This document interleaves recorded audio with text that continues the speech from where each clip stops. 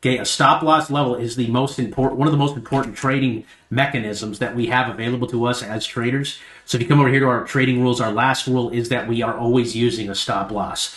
So you could have avoided a very big, very large part of this dip if you just would have set a stop loss at the bottom of this green candle. Now, you might ask, why am I choosing this green candle? That is the candle we got the buy signal on. So again, our buy signals are the green dots on our indicator down here. That tells us when to buy. So this tells us, hey, this is a potential bottom.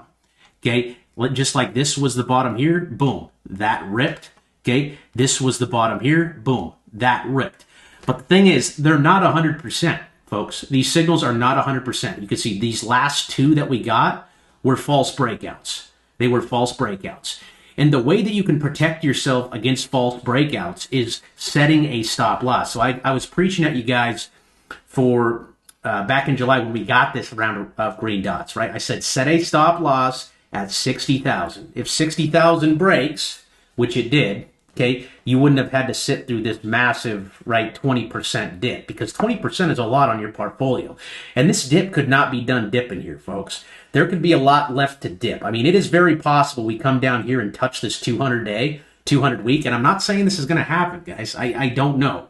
I'm going to feel more comfortable about getting back into crypto when these green dots come back. But I just wanted to point out the fact that you guys should always be using a stop loss on your trades, okay? That green dot came, meaning that was the level we were trading. 60,000 should have been our stop loss the whole time, okay? You were risking about 10% at that time if you got in at the top of the candle.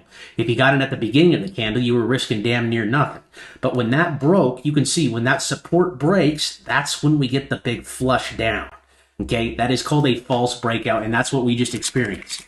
Okay, same thing as ETH here. Okay, Ethereum, where'd the green dot come? Green dot came on this candle right here, okay, at 32,000. So you should have had your stop loss set right there at 32,000. Okay, that level broke, and what happened? We dipped 25% all the way to the bottom. And I do like the fact that Ethereum is actually bouncing right here on our 200-week moving average. This actually isn't a bad place to look for an entry. What I'm looking for on ETH is the daily dot. Okay, you want the daily dot just like it came back here.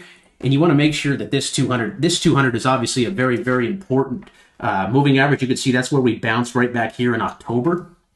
So I think we could fade back down into it, maybe to around $2,000. And then again, we're waiting on the